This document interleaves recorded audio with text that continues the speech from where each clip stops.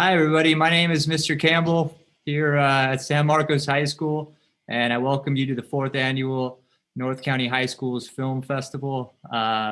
We got some amazing films this year from a lot of schools, as you can see, that's been put up.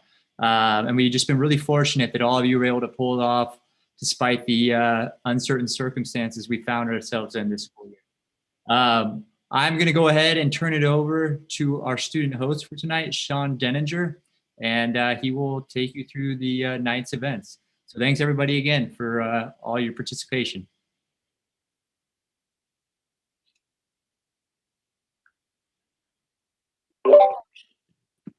Hello, everyone. My name is Sean Denninger. I'm excited to be hosting the fourth annual NCHS North County High School Film Festival. I am a sophomore at San Marcos High School, and I have a couple films in the festival myself. I have Handguns, which I worked on with Andrew Galusha, and Of Ham and Spy, and The Souls Between Us, which I worked on with Ethan Johnson and Ethan Kay. So we're so excited to have you. Just a quick little sneak peek of the agenda. We're going to play an awesome montage of all of the films. We're going to introduce our guest speakers, who are actually the judges for the event. We have some awesome judges that we're going to be talking about and interviewing, and you guys can give questions in the YouTube chat. And then we're going to be talking about the awards and showing the films that won for all of the awesome categories that we have. So once again, my name is Sean, super excited to be hosting the event, and now we're going to turn it over to the montage, which we're going to play now. So thank you so much.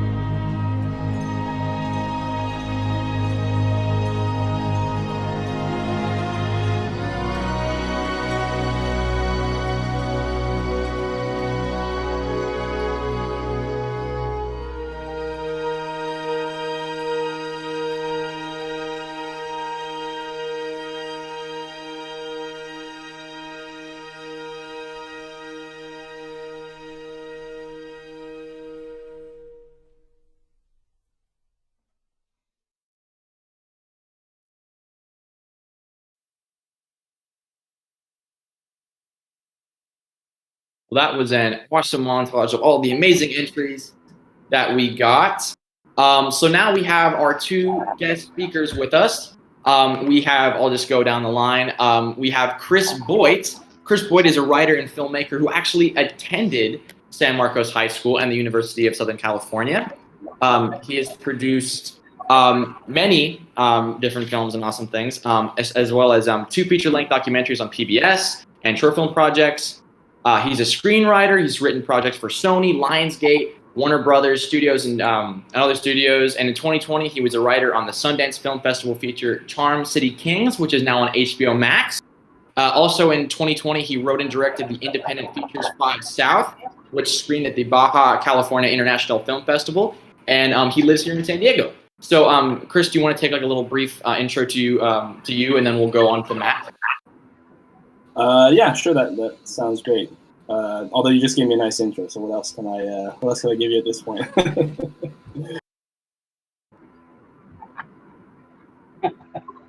Okay, awesome. Yeah, the intro was pretty fun. Yeah, it's basically like a highlight reel about all the cool stuff. Well, no, thanks very much for having me here tonight. It's really been awesome to see all the great films and see all the work that students are doing, and I'm sure I echo our other judges' sentiments by saying just kind of blown away by all the great work that you all are doing in high school. It's just like a world above what we were doing in high school, so it's really, really awesome. Awesome. Thank you, Chris. Okay, now we move on to Matt Fisher. He's an international award-winning screenwriter who's written. Sorry. When somebody says something, I totally everybody's just kind of lagging a little bit. Okay.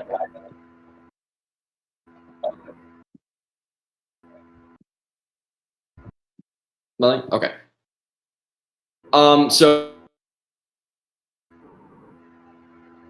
written for film, comic books, and games. His work spans genres ranging from martial arts, action, psychological thrillers, mystical fantasy, sorry, it's a tongue twister, and he has adapted intellectual properties across a wide variety of media for multiple international markets.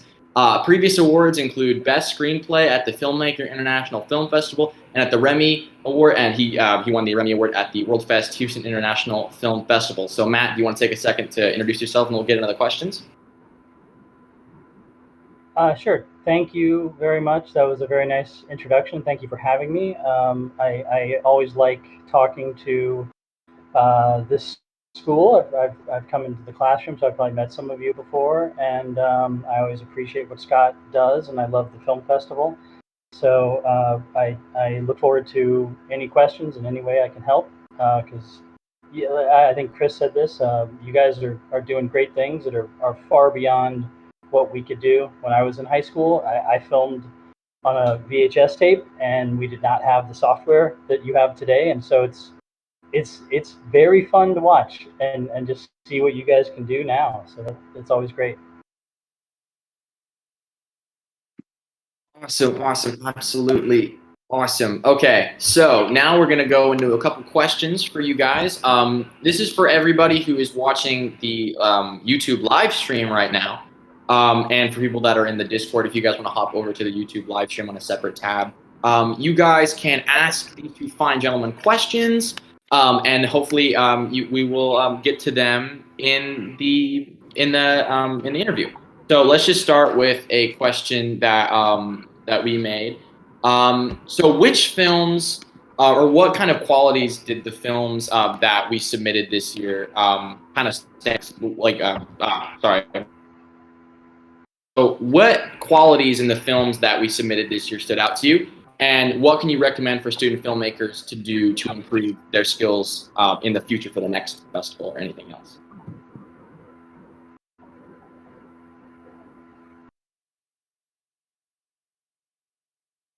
Would you like me to go first? Sure, Chris. Why don't you go first, and then we'll have Matt go. Okay, great. I think what stood out the most to me was just the level of camera work. I thought was really quite impressive. I think that it was it's just amazing to see how like, so many what you would consider, student filmmakers, young filmmakers, just seems really comfortable and confident in working with cameras and composition. And I know, obviously, you're in classes and you're studying things, but I was really, blown away by just how kind of polished everything looks overall. I thought that was really great. And in terms of, improving for next year, I think that it's the same advice that probably will last you your entire careers as filmmakers. It's just watching as many films as you possibly can, checking out as much different work as you possibly can, and being just kind of curious, infinitely curious about how things are done and how you can learn to do them. I think that's really what it's just it's just a learning process that doesn't stop. So I think that's the best thing that you can do, not just for next year, but going forward.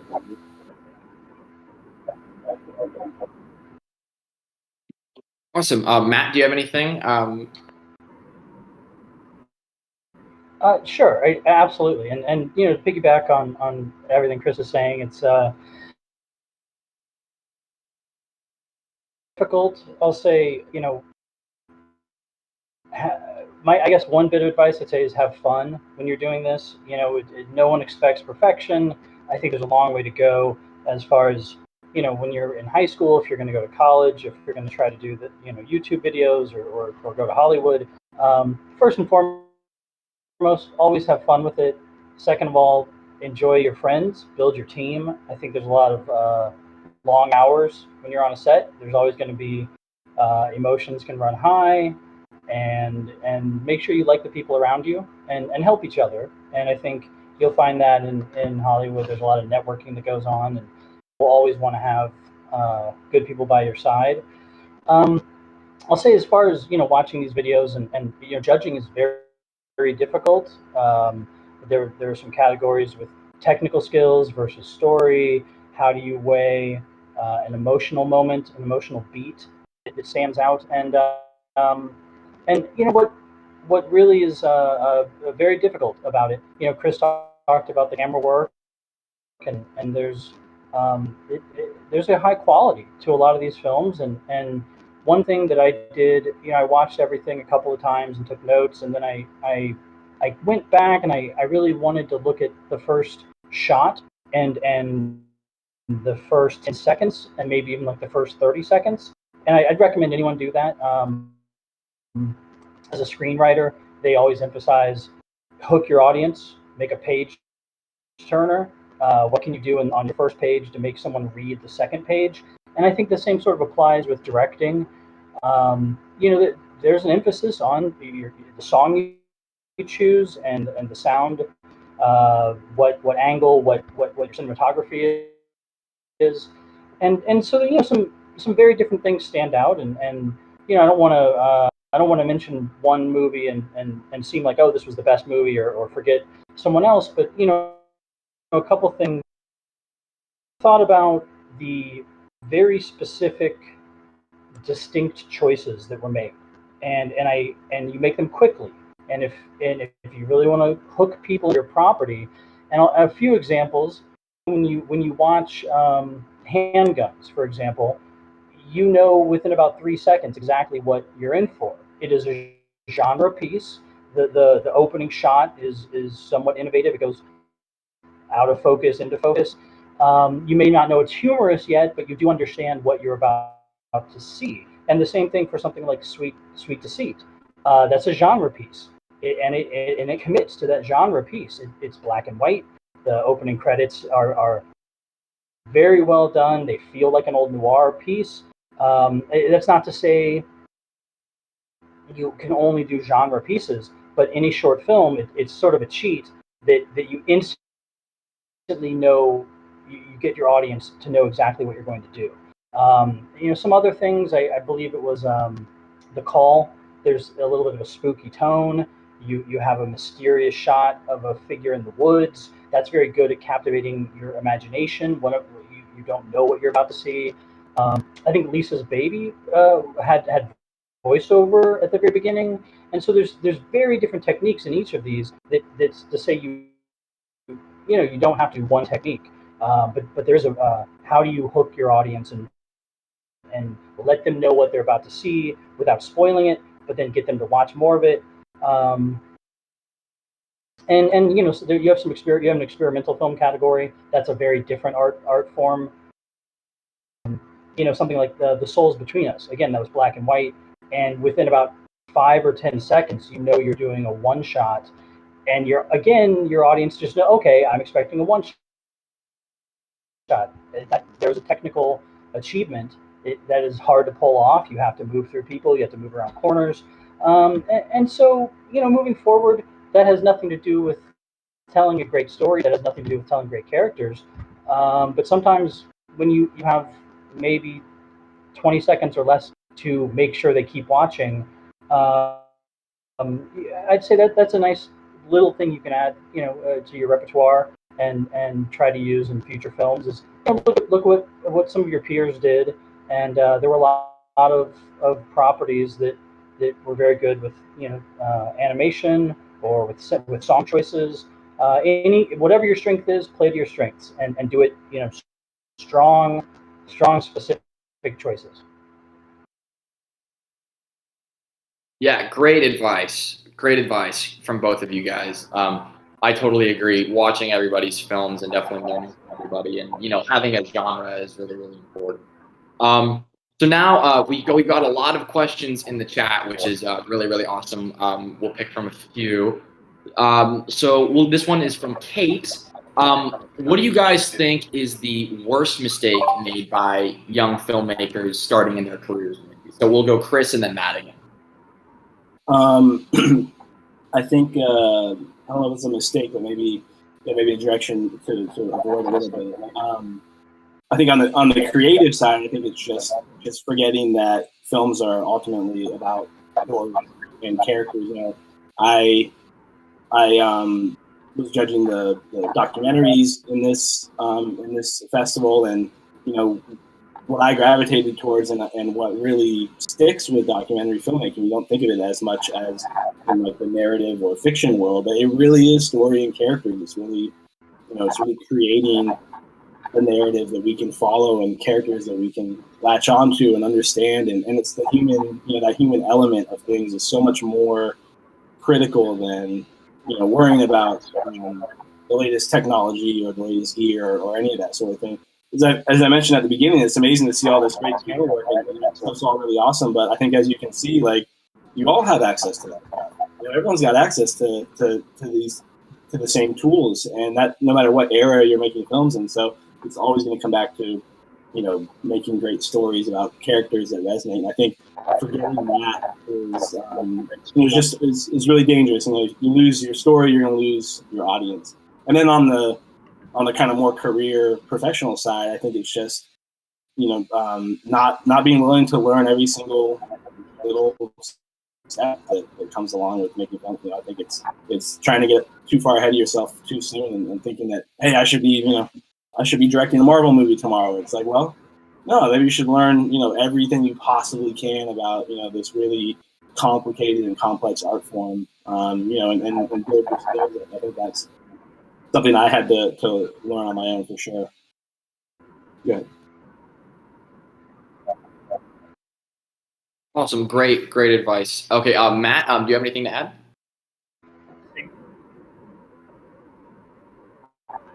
Sure, I'll add a little bit to that. And sort of on the topic of out. And I'll take it from a story angle because that's most of my career has been with screenwriting. But people a lot, and you don't always have to tell a lot. There's something about writing your script and filming a movie, and silent movies lasted for decades, and they told a lot of story without dialogue. Sometimes people forget that they think they need to explain their story. They think they need to have characters just announce what's happening. Try and can you tell your story without dialogue? Can you make a good image? I'd start simple, and even you talk about watch television shows and watch your favorite movies, and try to analyze that and see that quite often they have a a very basic story. It's not to say it's simple or cheap or too easy, or people get very worried about that, but there's a clearly defined story, and they talk about when you're pitching a movie, and that's your log line or your elevator pitch, and if you should be able to tell it in one sentence, and then everything should grow from that one sentence.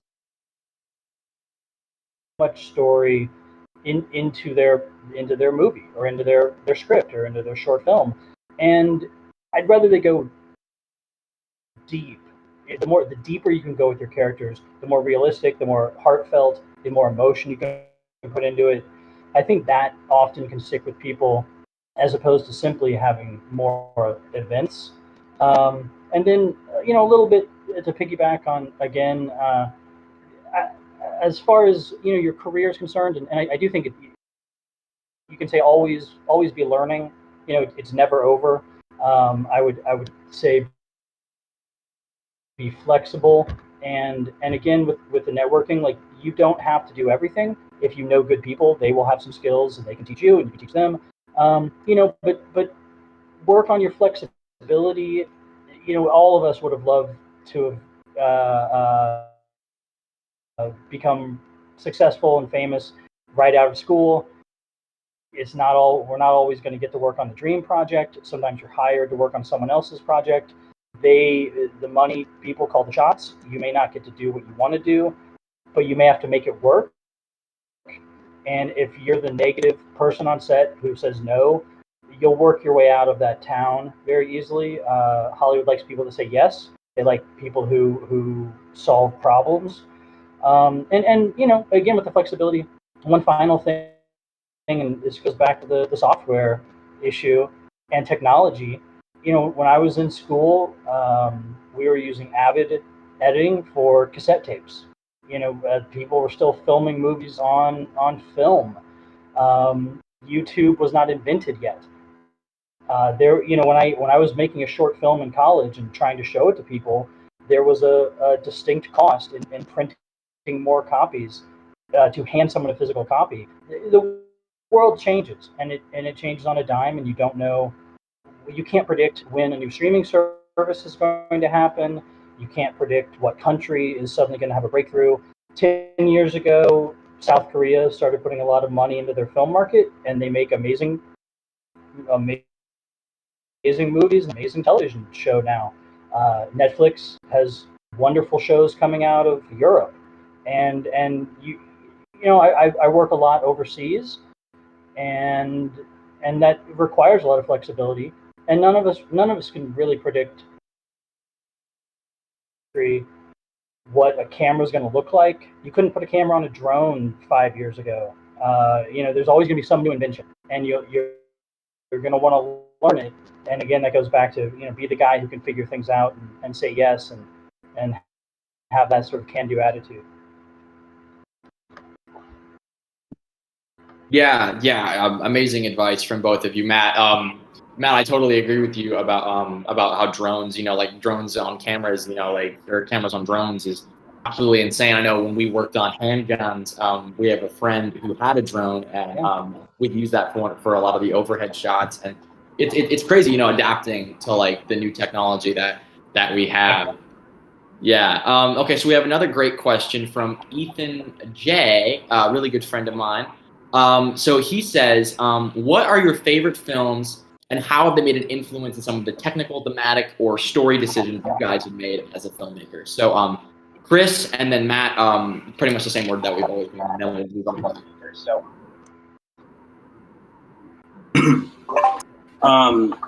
So favorite films is always a question that comes up, and there's really just there's so many. There's just thousands and thousands of films that I love, but I've always been very clear. My favorite film that's ever been made is Lawrence of Arabia, which is from the '60s, and I think that I watched it first time when I was in high school and barely understood it, and I've watched it dozens of times since, and I think that it's always, whenever I think about that film in relation to anything I'm working on, it's just that was a film which put aesthetic beauty at the forefront of not only the images that you're seeing, but the words that are being spoken. Every single choice that went into the film is just, it's beautiful first, and it's emotional at the same time, and it's really just sweeping and epic, and almost reminds me, especially now in kind of an era when even movie theaters are going away in a certain way. Like, there's nothing like that type of film on a giant screen in front of you, and I think that's why it's been so impactful for me. What was the second part of your question there, Sean? How has a movie like Lawrence of Arabia impacted how you make your film? Yeah, I think that so it's just always trying to keep in mind, like, hey, this is something big for an audience. I remember having a teacher in school who said, your job here is you're telling stories to strangers in the dark, right? And that's like the concept of the communal movie experience. And I think a film like that is a great example of that. Like, there's nothing like being in an audience in a great sweeping movie in a place you'll never be, with people you'll never meet, and you can't replicate that feeling otherwise. And I think I just try to always keep that in mind in anything I'm writing or creating. Like, hey, this is going to an audience one day, so not only make it technically right, but make it good. Make it impactful. Yeah, really, really awesome advice. And Lawrence of Arabia is such an amazing movie. Like you said, Chris, like, sweeping is really just an awesome, like the amazing cinematography in that movie really is like impacts the theater experience. Okay, so Matt, what are some of your favorite movies, and how have they impacted how you make and write films? Sure. I'd say, this is always a loaded question. You can't ever rank your favorite films. There's too many of them. I think I'll talk about moments. I grew up in a strange household. My father listened to opera and watched old black and white movies. My mom listened to musicals, and so I knew the works of the Marx Brothers or Charlie Chaplin, Harold Lloyd. I'd seen the Music Man. There's a lot of, like, once you have a creative, as a child, I didn't even understand the creativity that was happening to me just because I was around music and acting and art. And both my elder brothers were musicians and artists, and so I grew up in an artistic. Just did that. You just made things and didn't even think about it. Like everyone, I grew up in the '80s, so I saw Ghostbusters as a child. I was too young to see it. It was scary to me, like legitimately scary, but I remember it. I think, in the '90s when I was in high school, you had Robert Rodriguez come out with El Mariachi. You had Quentin Tarantino come out with Reservoir Dogs. Very soon thereafter, you had Paul Thomas Anderson, and he made Magnolia and Boogie Nights. I guess I like auteurs. Seeing David Lynch movie for the first time stuck with me, and I probably saw that when I was too young. I should have seen Terry Gilliam, who was another Monty Python auteur artist. The Fisher King always stuck with me. It's a beautiful movie. It's very sad and tragic. It's Robin Williams, very surreal. I think I read a lot and I watched a lot. AFI started doing their top 100 lists when I was in college, and so everyone wanted to watch what are these top 100 movies of all time, and so you watch the classics like Citizen Kane or Casablanca. It's a Wonderful Life always stuck with me. The new Hollywood era in the '70s, late '60s into the '70s. Godfather came from that era. Parallax View came from that era. 3 Days of the Condor. These are darker movies than had ever been allowed to be made before. It was the first time you didn't have censorship. So of course I always enjoy modern movies. I love Fight Club. I worked for the company that made Fight Club when that came out, so I was biased. When The Matrix came out, that was very opening and what you could do in a story. Memento, the first time Memento came out, you tell a story half backwards, half forwards.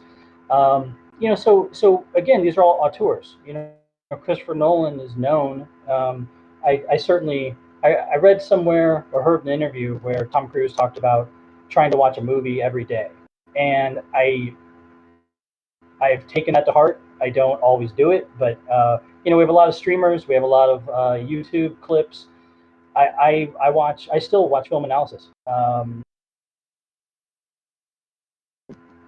Commentators who want to dive in and explore a scene, and I guess there's no one answer. But I think I saw Shawshank Redemption 40 times in college. It was on a cable channel. You could see it turn on the TV any time of day, and Shawshank Redemption was on. These are all some great movies that have stuck with me. And I'm a writer who focuses on ideas and communication, and so I always appreciate movies that want to examine ideas. And so that's kind of how all those open your mind further and give you new thoughts to explore. Yeah, dude, fantastic advice from both of you. I all of the films that you guys just listed are like absolute classics. I love them.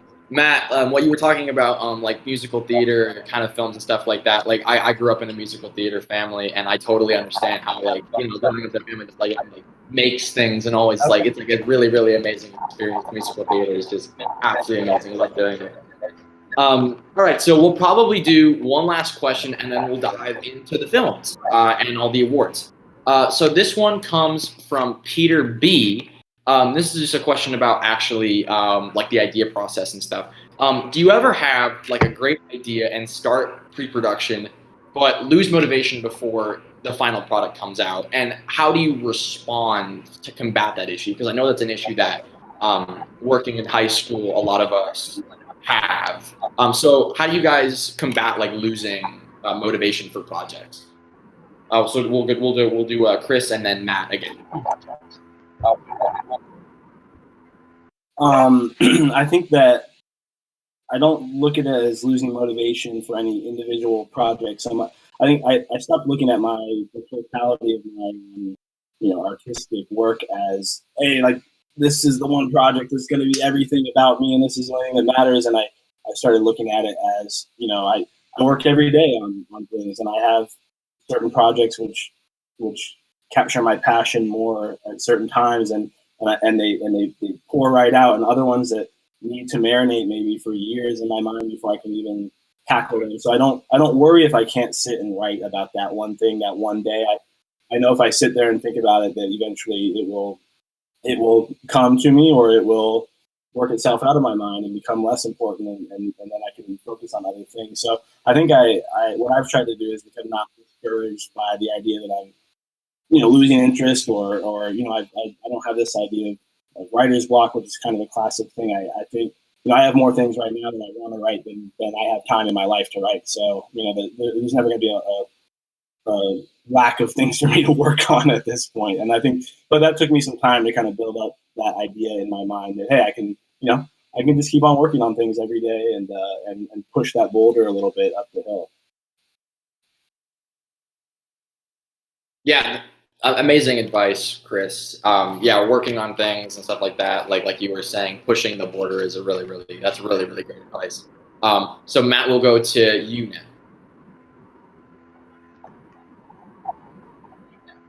Sure. I would say, unfortunately, some of what really works for me is a long-term, and so it's not always going to work for a situation in high school. Granted. So I would say that time is your friend. You don't have to finish everything. You can start things and give up on them and move on. As Chris said, there are more stories to tell than you will ever be able to tell. Get a notebook or your preferred device to document. I have a spreadsheet with some days you try to think of 10 ideas, 10 sentences, 10 unique moments. You don't always do it, but I have thousands of little things. I have thousands of notes on a piece of paper. You know, when you just look at it as a marathon and not a sprint, work a little every day. You know, you can have your main idea and you can have your backup. If you're not feeling it on your main idea, pull out your backup.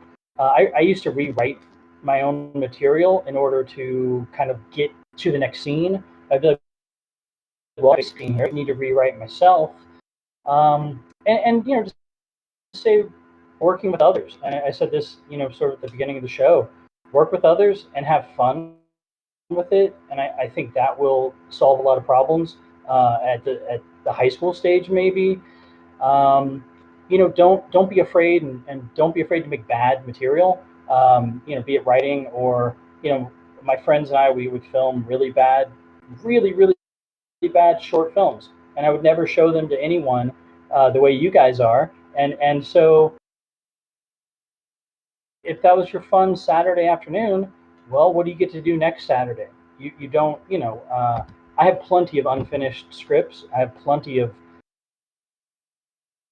wrote in college. You know, this is one reason why, you know, if you can learn to write a sentence, be happy. If you want to make it into a paragraph, be happy about that. If later you're filming a 10-minute version of it or a 20-minute version of it, you know, don't feel like you have to do the 100-page screenplay and the 2-hour movie right now. I think I was your age. I was a junior in high school, and I tried to write a feature-length script. We were going to film it one summer, and I wrote about 12 pages, and we filmed about 5 minutes of it, and that's okay. I think you know, just make something new and keep making more. And the longer you're at it, the more times you wake up next day and do a little bit. I think it adds up. And over a 10-year period or 20-year period, you're going to have thousands of pages of material, or you know, whatever file you're using to take pictures or to edit, or, you know, just make another thing, and don't feel bad. Don't hold yourself back by regrets or something like that. So.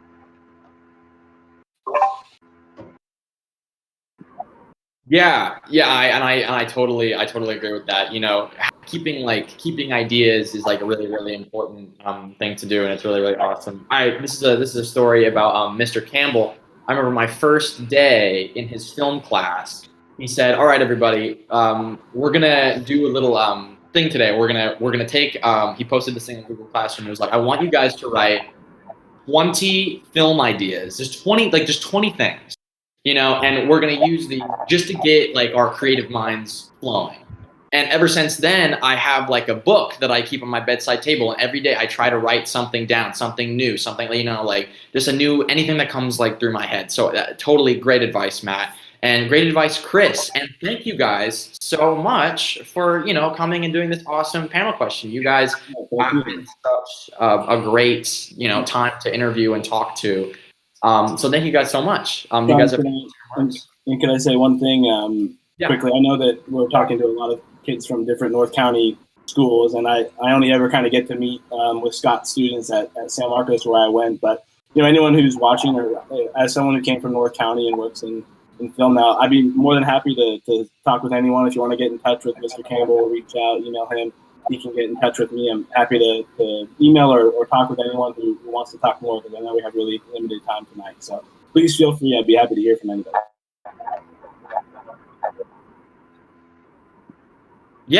That sounds incredible. So great idea. So thank you guys so much. Again, my absolute pleasure to be interviewing you guys. You guys are absolutely fantastic. So now we're gonna get into the awards. So let's just keep this, you know, really respectful. Even if people don't win, we still want to be respectful of the winners. You know, we're all like making awesome films together. Everybody who wins will also have time to deliver a speech. You guys can come up onto the stage into the Discord and do like a cool little thank you. So first, we'll do the Audience Choice Award. So this was an award that the audience, all the people who watch the films on our YouTube, could actually vote for. And this was insane. We actually got over 460 votes for the audience choice. That is a huge number that we have never gotten before. So we're gonna show the film. And so the winner is...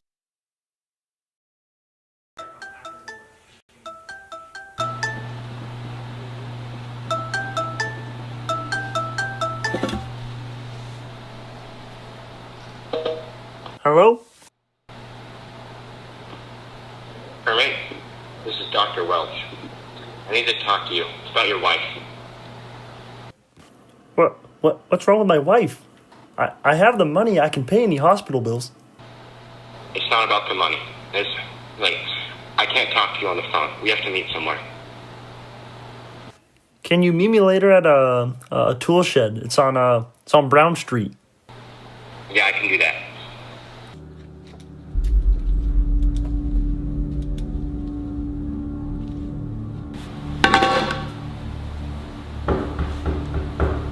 Coming.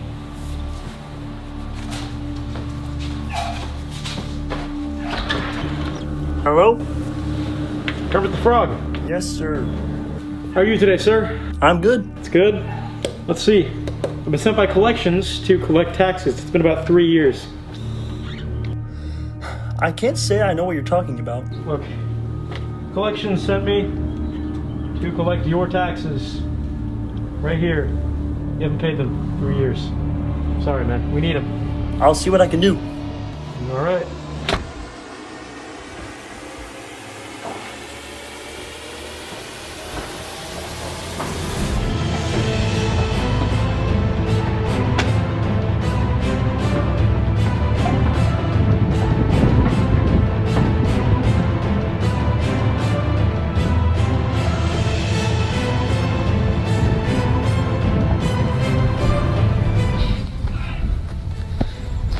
Where are you? Hey! Kermit! Damn it!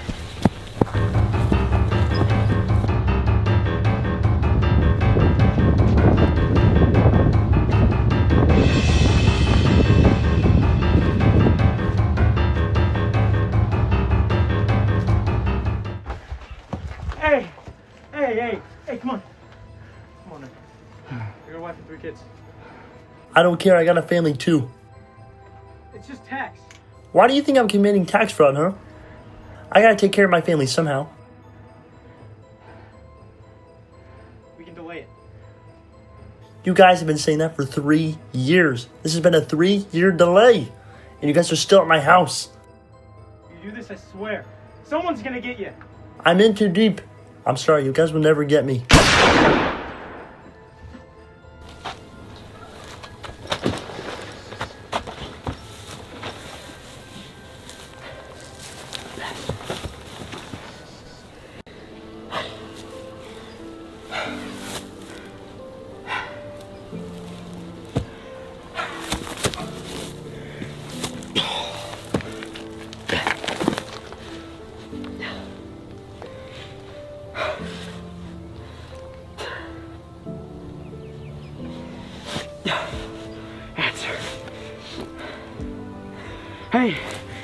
Hey, I got shot. I'm at some shed. This frog, Kermit the Frog. I'm at his shed at his house. He shot me. He shot me. Look, no, he committed tax fraud.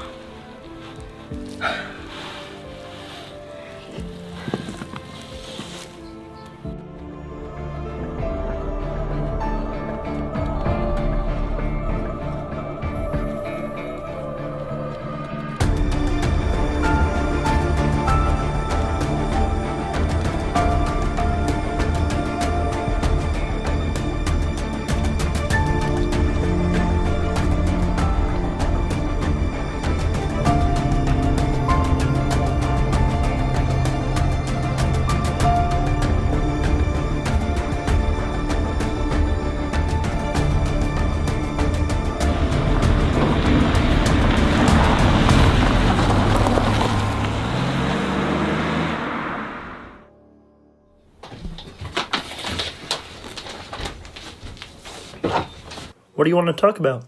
It's your wife. She died this morning. I'm sorry, Kermit. There was nothing we could do. I'll give you some time alone. You should go home and recover. Take a few days off and we can talk again.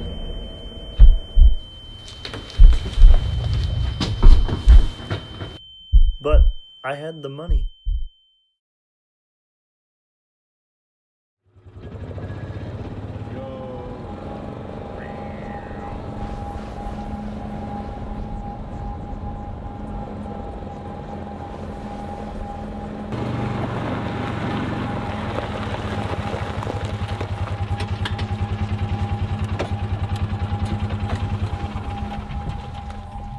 So that's where my brother was killed.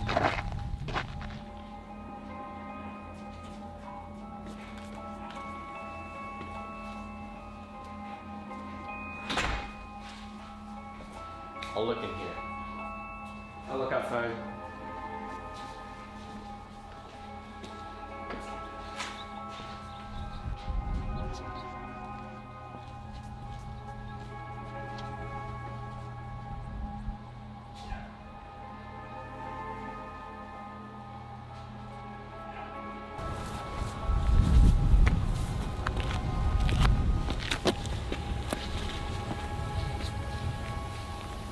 Oh god. I think I see him.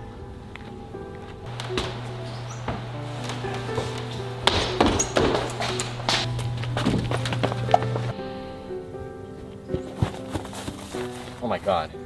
Is that him? Yes. God damn it, Kermit the Frog! He's gonna pay those goddamn taxes. We need to get those taxes. What about your brother? Kermit killed him. It's not important right now. What's important right now is that he committed tax fraud. Do you realize that? I'll give you some time alone. There was nothing we could do. I'm sorry, Kermit. You should go home and recover. Take a few days off and we can talk again. But, you hear that? That's him. Come on.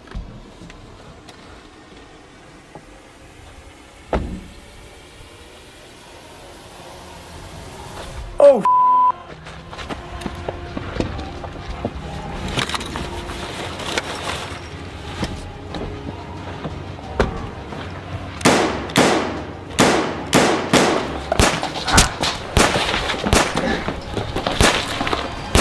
At least he paid his taxes.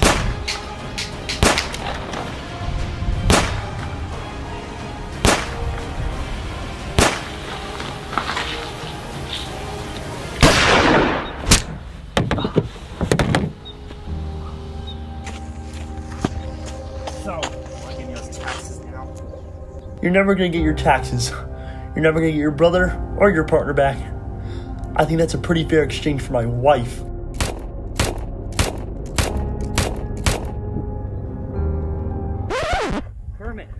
Kermit, your wife, she's gonna be okay. Oh, shit. It's time to play the music. It's time to light the light. It's time to meet the Muppets on the Muppet Show tonight. It's time to put on makeup. It's time to dress up right. It's time to raise the curtain on the Muppet Show tonight. Why do we always come here? I guess we'll never know. It's like a kind of torture to have to watch the show.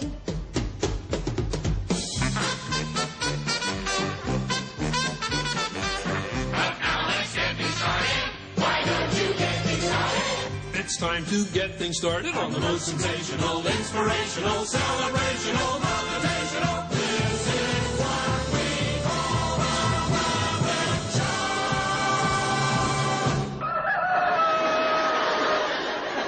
Camilla, your uncle's calling. And that was Kermit Commits Tax Fraud. We have one of the guys who worked on the film, Noah Slepcevic. Noah, do you want to give like a brief speech about the film and everything about it?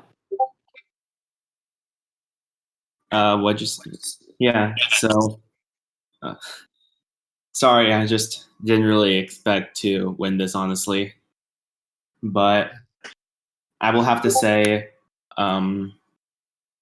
just for all my friends out there who are begging me to say this right now, I will have to say, so guys, we did it. We reached 250,000 votes, 250,000 votes and still growing. The fact that we reached this number in such a short amount of time is just phenomenal. I'm just amazed. Thank you all so much for supporting my masterpiece of a film, Kermit Commits Tax Fraud, and helping it grow.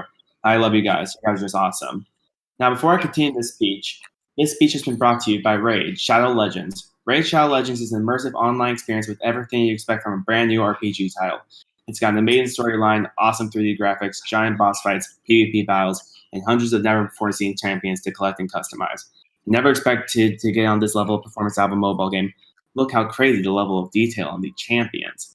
Raid Shadow Legends is getting big real fast, so you should definitely get in early. Starting now, you'll get a huge head start. God damn it, this ad read. Okay, I just clicked the link in the live chat and Raid, give me money. All right. All right. Awesome. Yeah, and also one last note before I leave is remember, rise against the oppressive normies and bring the world back to its true form. And all hail Kermit the Frog. Yeah. Oh, okay. Yeah. Awesome. Oh, and there's Kermit right there. Awesome. Okay. Yeah. Okay. Now, let's move on to best influencer film. Okay. So I'm just gonna do a little intro, and the winner is Jazz Hands. Before COVID-19, many people did not know specifically what an N95 mask was, or what it was used for. In reality, these masks are the most effective mask on the market, and here's why. Common masks act much like a strainer. They sift out larger particles, although the smaller and oftentimes more dangerous ones slip through the cracks. The N95 mask can filter both large and small particles easily. The goal is simply for these particles to touch the mask. The N95 mask is constructed from 4 layers of fibers. At a microscopic scale, everything is sticky, almost like a spiderweb. Airborne particles travel in straight lines. Because of their inertia, gravity does not have much effect on their course of action. Because of their straight flight path, they are guaranteed to hit one of the sticky fibers. This process is called inertial impaction. Smaller airborne particles make collisions with molecules, meaning they bounce around like crazy.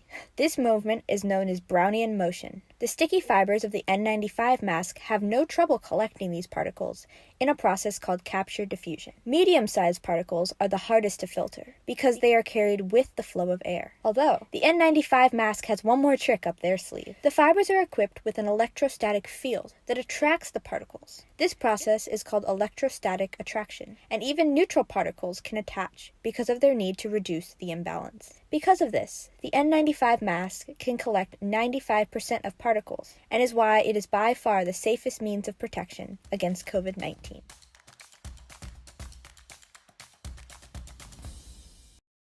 Before COVID. And that was our best influencer film made by Mia Bacharach. Hi, Mia. I know you have a little speech that you prepared. Why don't you share and say hi?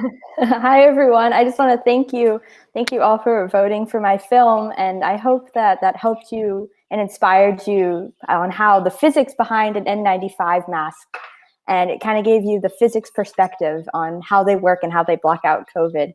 And thank you again for my physics teacher, Morgan, and Dina for pushing me to submit the video. Thank you very much. Awesome. Such a great speech, Mia. Your film was such an amazing film. I loved the animation style and all the drawings. So good. Okay, so now we have a best experimental film.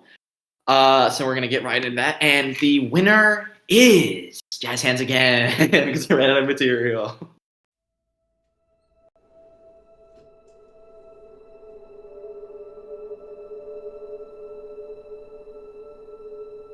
Ogni giorno sembrava uguale all'altro da quando te ne sei andata.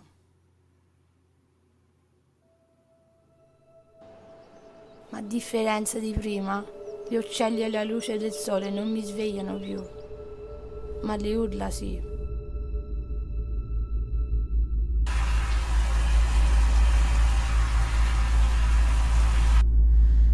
Quando mi guardo allo specchio non vedo niente.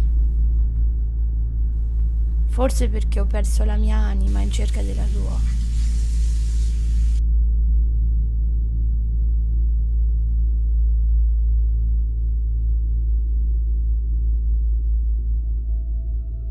La nostra casa ha il tuo odore. Lavanda e miele.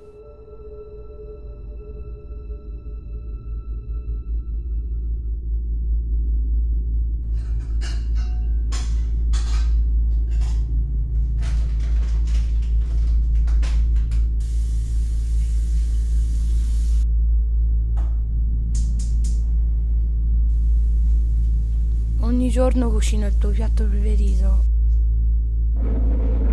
ma tu neanche lo tocchi.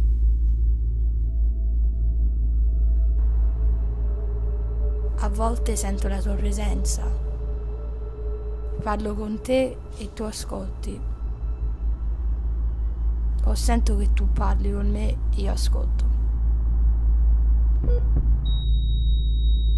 Soffro perché tu non sei più viva. A volte le persone meritano la vita altrove, non su questa terra.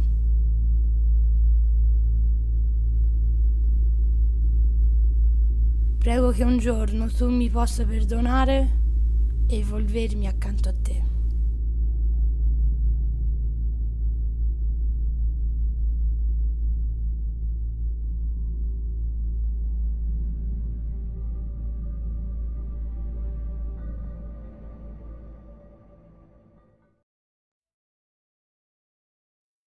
All right, and what an amazing experimental film. So Sonia, you are the creator behind the film. I know you have a little speech planned, so why don't you go right ahead?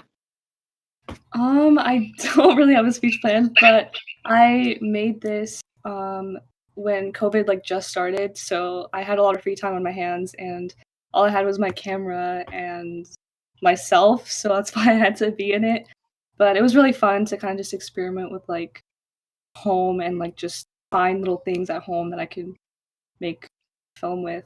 And yeah, thank you for voting for this. Yeah, it was such an amazing film. Really, really awesome. Creative cinematography, really, really awesome shots, and the poem was really, really awesome. So great job, Sonia. And now we are going to move on to best documentary. So now we'll just get into that. And the winner is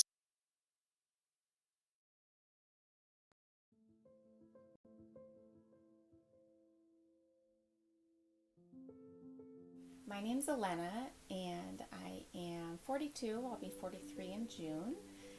I grew up in Sonoma County in a small town called Guerneville for the most part of my childhood, and I live in San Diego now with my husband and 3 children. Growing up as an only child with a single mom, I wouldn't describe it as loneliness. Of course, as most children wish, I always wanted someone else to play with, but I learned how to be very comfortable entertaining myself, and I had friends and many loving people in my life. And again, it didn't feel like I only had one parent because I had all these amazing parental figures who would take me almost on a custodial schedule for weekends away. I've known Elena her whole life. We are 6 months and 1 day apart, and our moms met because they had the same midwife. We were in San Francisco, and they both were hippies, and they both are lesbians. And so it was this group of women who had the same midwife. The woman my mother was with when she got pregnant with me was named Robbie, and my mom and Robbie stayed together for 2 years until I was 2. Robbie was truly a second parent for me. The first love and couples that I knew of were all women. So I really didn't know that it was different or that it was not the norm. I was surrounded by loving women all the time. It was not until I was introduced to the real world through elementary school that I recognized it was different. When I was about 8 or 9 years old, I was no longer content with only having one parent at home because I felt so different. And I wanted to experience what having a father was like. I just had no idea what it would be like. And friends who had a mother and a father, even if divorced, it was something different. I knew who my dad was. I'd never met him. Whereas for Lena, all she had was a name, and it probably wasn't his real name. And it was not in hope of finding family. It was because I wanted to have a better understanding of who I was. I was not disappointed with my initial results because it gave me the confirmation that in fact I was half Indian. As a year went by and I was not getting very many DNA relatives, I was a little disappointed. I was by myself at my desk at home, and an email notification that said you have new DNA relatives was in my inbox, and I had not checked one of those emails for probably over a year. For some reason, I checked that day. And I really don't know what it was, but I clicked, opened up 23andMe, and it said I had, I believe it was 25.1% shared DNA with this person, Jesse. And when 23andMe gave the options for our relationship, it listed him as the half-brother because I'm assuming it was our age. The other options were grandparent. Either I was his grandparent or he was my grandparent. I was his aunt or he was my uncle. Or it was, I believe, some type of double first cousin. She said, Celine, I stayed up all night and I wrote out all the statistics of how we could possibly be related. And I'm like, okay, I wouldn't even know how to like statistically format any of that, but you somehow like went online, Googled, and figured it out.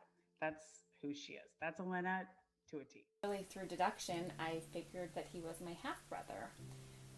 And I ran into the other room and told my husband because it was the largest, most significant connection in 5 years. After figuring out the name of this person, of Jesse, we were able to locate him on Instagram. And there was a picture as I scrolled through that I immediately recognized. Not so much the man in the picture, but I saw myself in someone for the first time in my entire life. And I knew that must be my father. It was so clear. And so I took a screenshot and sent that to my mother, and she immediately confirmed within probably 5 seconds that yes, that is your father. I just cried. I was in the car in the Costco parking lot, and it was amazing.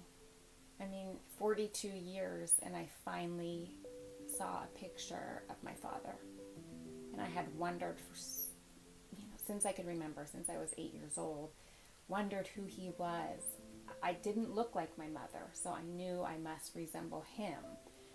I had so many characteristics that were more traditionally Indian, and I had wondered about him for so long. And to see him, it was surreal. Once I was able to get Jimmy to take the test, and it came back with a stronger or a higher percentage connection or shared DNA, I asked again, but this time asked Jimmy, who seemed to be more open to communication, and asked if he would perhaps consider having his father take a test to confirm whether or not maybe he was my uncle. Now, at this point, I really trusted the science and knew that their father was also my father and they were my half brothers. But I hoped that maybe with a third test that would confirm and be enough for them to accept. So Jimmy amazingly came back and said his father agreed. I reached out to Jimmy on Instagram Messenger and asked if he had seen the results, and he just very nonchalantly said, "Yep, I guess you're my sister." And at that point I knew that their father also accepted that he was my father. My phone rang with an unidentified number, but the area code was 707, which is what I grew up with. And when I answered, it was my father's wife. And she had the kindest, most loving voice. And it wasn't her voice as much, but through the phone, I could hear palpable kindness and love in a way I've never experienced before. And she shared that he had always wanted a princess, and his wife shared that she said, "Well, now you have your princess." And for me, that really showed that they were open to having me in their life. I knew I was going to Northern California and thought that maybe it would be an opportunity for me to meet my father and his family. I sent a text to my father's wife because we had been in contact since Christmas, and I asked, was there any chance? No pressure, if not, that would be fine. And she said she would speak to my father, and then came back and said, yes, he's very excited. And I confirmed the day and the time, and she responded, "Come home." The impact of just 2 words cannot be overstated, how that felt.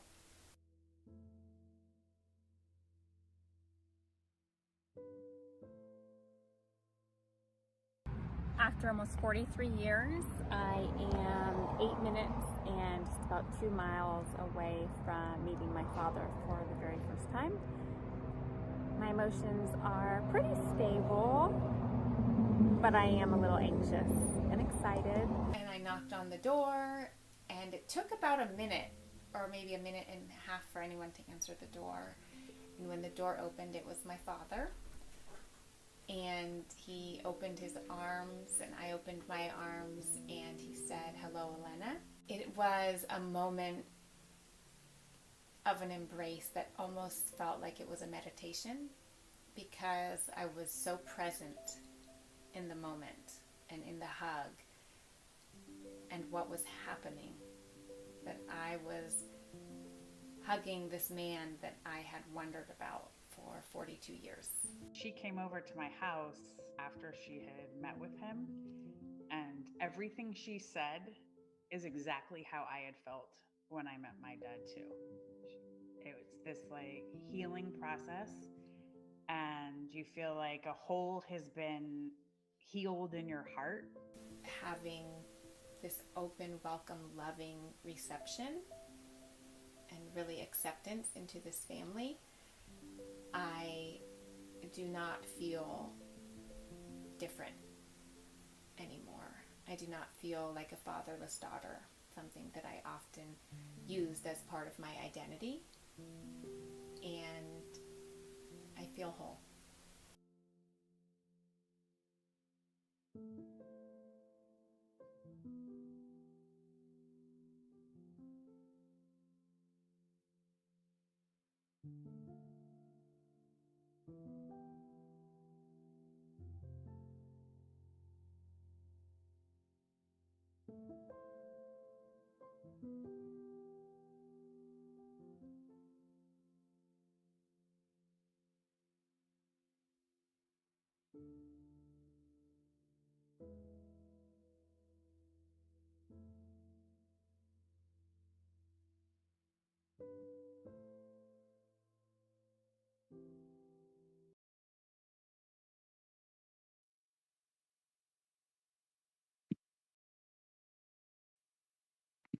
All right, and what a wonderful documentary. Sophia, congratulations on your win. Thank you. Yeah, if you want to take a second to like do a little speech or thank anybody or talk about the film, the floor is yours. Okay, thank you. I don't really have anything prepared, but I want to thank Elena Green for being the star of my film and my mom for pushing me to do this. And I want to thank everyone who believed in me. I know that sounds cheesy. Yeah, and thank you guys for choosing my film. Yeah, awesome. Congratulations again, Sophie. Awesome job. What an amazing film. And now we're going to move on to Best Feature. This is our last award of the night. So the winner is...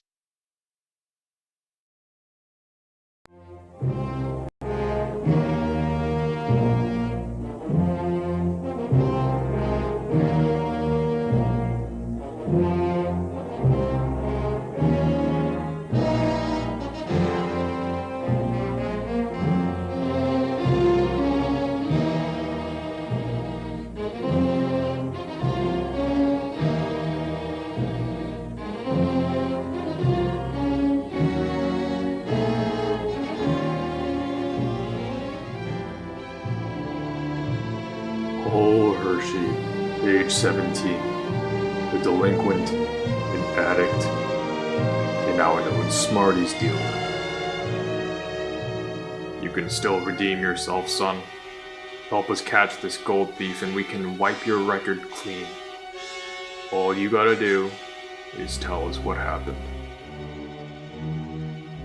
Well, before we begin, could I get a pop? It all started last Wednesday. I admit I was in over my head. I was blind. The world is filled with good people, but here in Taffy Town, it's easy to get into a sticky situation.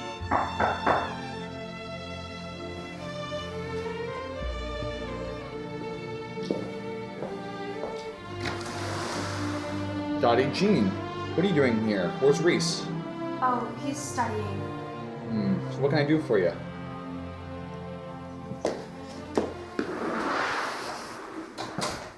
Talk to me, Dottie. Oh, Mr. Hershey, I can't do this anymore. Do what? He won't let me do anything. Won't let me go anywhere. And he always brings these other girls over. It's horrible. Alright, don't get so worked up, Dottie. Here, have a pop, why don't you? You know I don't do that, Mr. Hershey, but I appreciate it. Suit yourself. So what are you gonna do about it, huh? Have him suspended?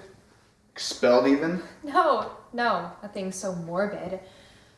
Mr. Hershey, tomorrow, he and that other girl are going to be taking the SAT together. So you want him framed? What do you mean? Well, you know I deal in Smarties, and he's taking that test after all. Oh yeah, I can see it play out all right now. Yeah, you've really thought this through, haven't you? And I'm gonna be your fall guy, right?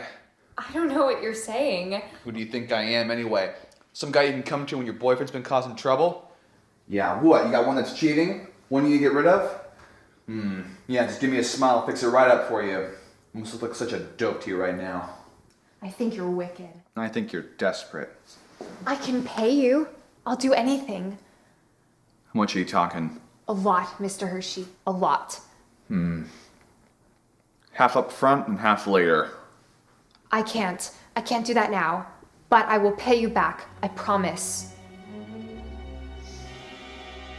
This Reese fellow sounded like a bad apple, so I figured I might as well offer my services.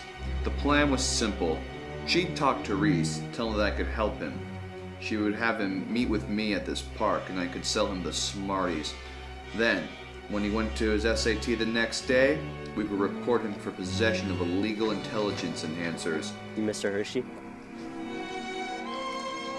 Yeah? Dottie sent me. She said you could help me pass my SAT. I can. What are these? Smarties. You'll need them to pass your test. I can do fine on my own, thank you very much.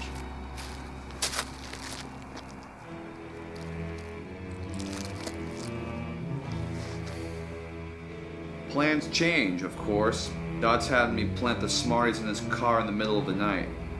But there were some complications.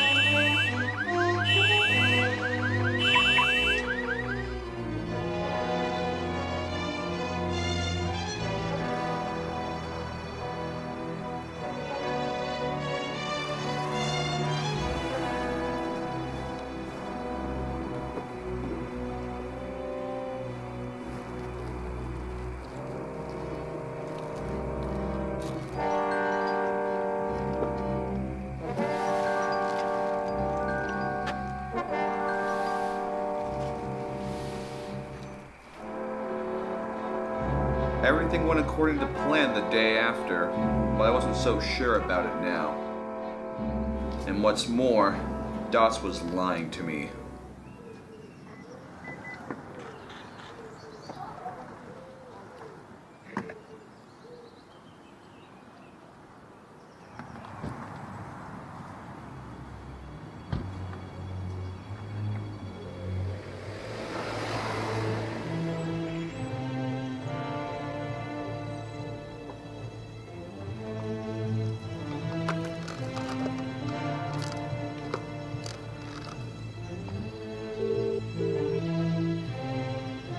Police?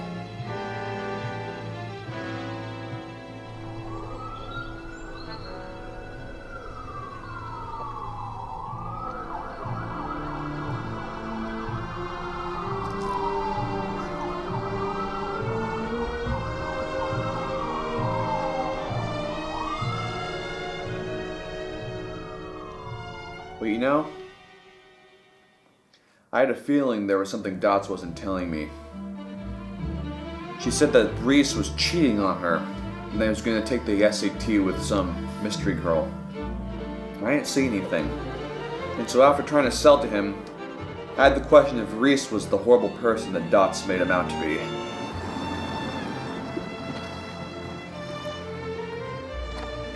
In Taffy Town, it's easy to get into a sticky situation. I wasn't about to let that happen to me. That evening, Dots came over to discuss how much I'll get paid.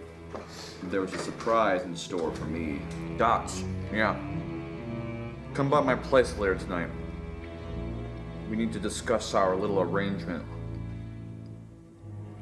Alright.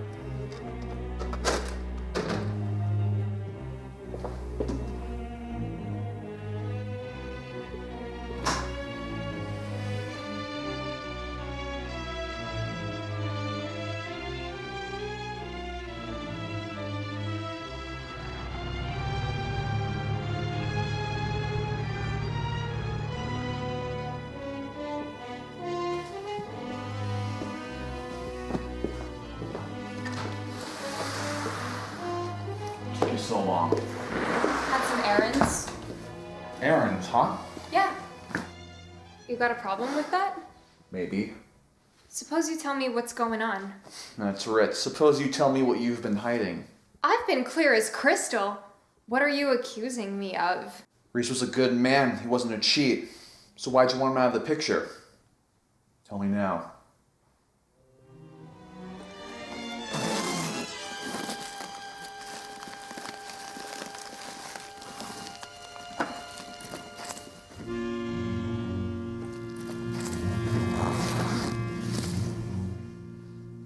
You wanted Reese's gold. Of course, Mr. Hershey. How much should he have? A little over 200 grand worth. I want half. Go ahead, Mr. Hershey.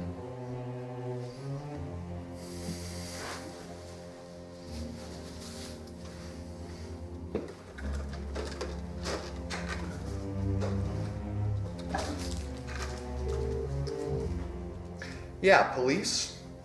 I have a lady here with a stolen bag of gold. Uh-huh. Yeah, why don't you swing by later tonight? Thanks. Oh, Dots, you thought you could deceive me? Garner a little sympathy for your plight? Well, I saw through it all. And you're gonna be behind bars tonight. But they won't be gold ones.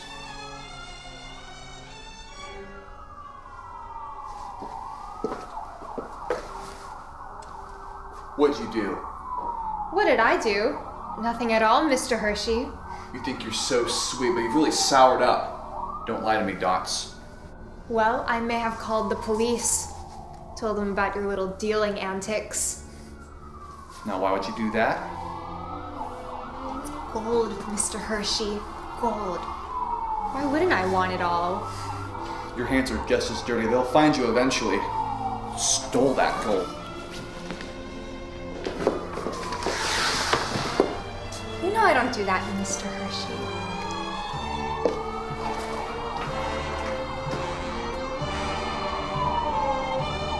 That woman ruined it all in one fell swoop. Manipulated me, swindled me, buried me alive. I should have known this would happen. We're in Taffytown, where everyone's a little sour on the inside. And yet it was her sweet deceit that poisoned my life.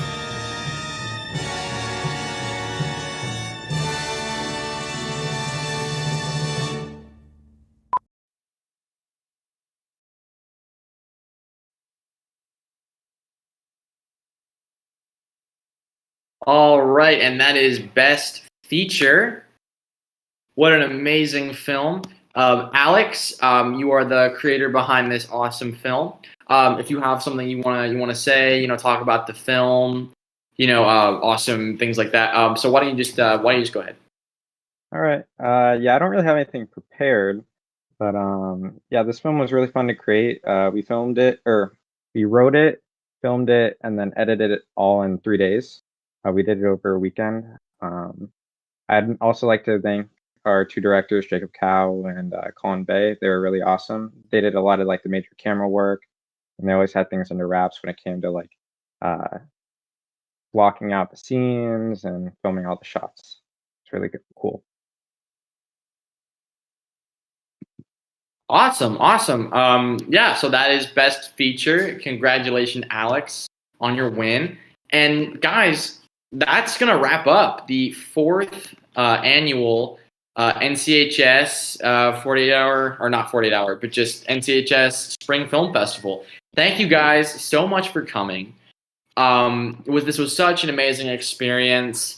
Just a quick reminder, next year we will return to our 48-hour film festival program in the fall and our 5th annual NCHS Film Festival in the spring. And this will include in-person awards ceremonies. So thank you guys so much for coming. I am Sean Denninger again. It was an honor to be your host. Thank you so much, and have a fantastic night. Congratulations to all the nominees and to everyone who submitted a film. Thank you guys so much. Good night. Thank you guys.